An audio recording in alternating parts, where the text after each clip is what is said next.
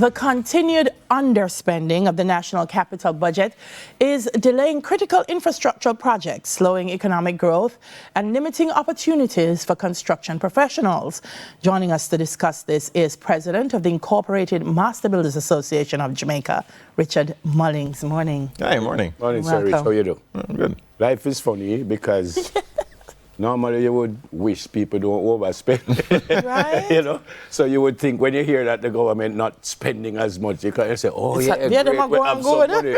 But no, that's not right? No, because when you don't spend on the capital budget, that's not savings. That I think the fiscal commissioner said it. He said, you're not saving money, you're just delaying growth. When you don't spend on fixing a road, when you don't spend on fixing your hospital, upgrading your schools, upgrading your water and your sewer lines, that's not saving. But in your view, can you identify what the main reasons would be for this underspending? Well, the ministers said it themselves. I think you heard, if you listened to the radio the day before yesterday, even yesterday, Minister of Finance, Minister of Works were both on the radio, and they mentioned in particular projects that they had. I think international project, a project being led by an international contractor being delayed, and that was a case pointed to as One of the reasons. leading to a delay in spending. And the fiscal commissioner talked about various projects not meeting timelines and why this would delay the spending that they would have budgeted. How does it hurt construction? Well, my members under the Incorporated Master Builders, they would have projects that they would be planning to do, resource to do. They maybe would have been tendered, awarded, and they may just be sitting down waiting for the project to start. Or the project may have started and they may be sitting down waiting for it to be redesigned or rescoped. And we still have employees to pay, rent to pay, overheads, taxes that have to be paid at the end of the year. And it affects how we plan, how we're able to perform. But why would, I'm trying to figure out what would lead to things like that, because if it is that the budget is there for it to happen, why would projects be stalled and not being completed, kind of just hanging in limbo? Yeah. What are the reasons that your industry has been given? Yeah. Well, for many years, local contractors tend to be the scapegoat. The contractor this, him do this and him do that. Because right. Yes. But now we see even with the international contractor, we're having the same problem. And in May of this year, when we had our master builders dinner, it was part of my address. I think it was printed in the media that we have to strengthen our public sector project delivery.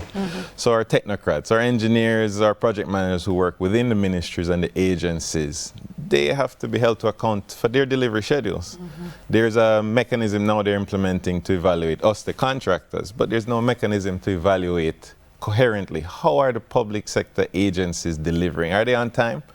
Are they paying the contractors when we're supposed to get paid? Are they making sure the projects are properly designed before they're given to companies like mine to deliver? Forgive my ignorance, Richard, but the Master Builders Association is not a government entity? No, we represent private sector firms. Okay. So then why would government spending or not spending interfere with what you're doing? If I'm going to build, is not my money I'm using? Of course, it's the government's money. But it's a partnership between the public and the private sector to deliver these projects for the Jamaican citizens. So the roads and the schools, everything, there's a partnership where private companies like mine. But roads and schools are a little bit different because they are government. Is the government in charge of the road, then, right? Yes. And is the government supposed to look after the school? Yes. But as a master builder, if you're building a high-rise building, what you need from the government to get it? No. We're not discussing the private sector work.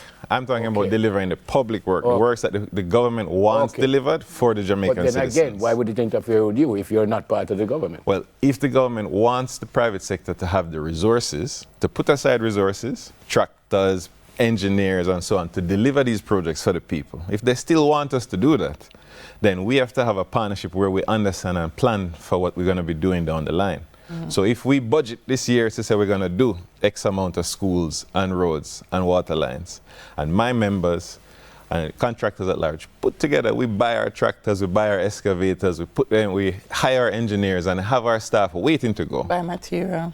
A tender comes out, but then a year goes by, you're awarded the project and a year goes by before you start work. All right. Can't run like that. All right. No, I understand. So what are some of the ways in which you're hoping government will address some of the procurement issues and the implementation bottlenecks that are happening? All right, so in November this year, November 11th, we have a seminar on understanding contracts where we are going to talk about things like procurement and planning these contracts.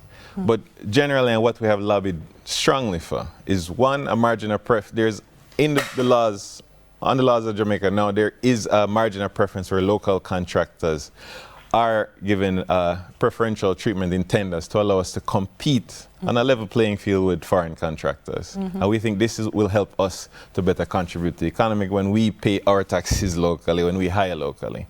Separately, we've also strongly called for strengthening the public sector project delivery. So that may start with just a mechanism to evaluate how it's delivered. Let's not crucify our public sector workers, but let's just be transparent. If there are delays, why are there delays?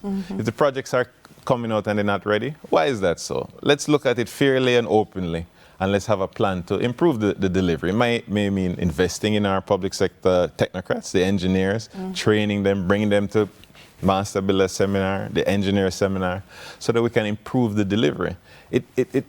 Think about it, whether you use a local contractor or a foreign contractor, if it's managed by a public sector agency and they're not managing it well, it doesn't matter which contractor you use, you're gonna be at risk of waste and inefficiency. Yep. So now that I understand all of this, how are you guys doing?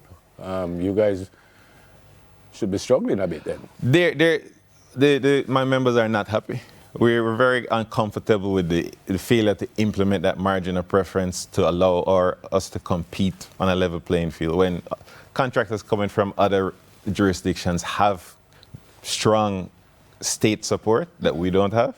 So it's really affecting the industry and our ability to compete and to remain at a capacity to deliver. So when the public sector is ready to deliver those projects, I want our members to be there and available, and I want to improve the quality of delivery. What are you saying to the government? Implement the margin of preference, improve and upgrade public sector delivery. And the money is there. Well, pay my members when we're due to be paid. So, no, but the money is there. Well, you heard, the budget is there and it's not being spent. That's what I'm saying. So the money is there, and often the money is in the budget and members work and have a major issue getting paid on time.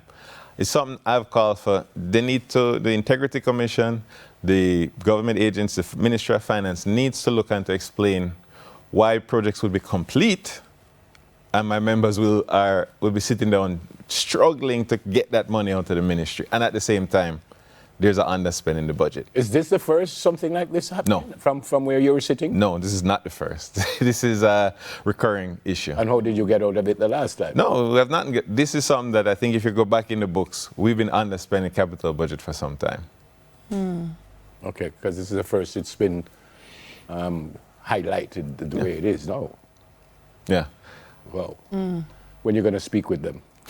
Well, we try to maintain regular and cordial communication with ministers. We've had meetings earlier this year about things like the margin of preference. But talking is easy. Action is usually the hard part. We want to see some action. Yeah, man. Okay. All right. Thanks for coming. Hey, thanks for having me. Hopefully it will work out. He's the president of the Incorporated Master Builders Association of Jamaica, Mr. Richard Mullins. After the break, we hear why predial larceny increases during the Yuletide season. We'll soon come.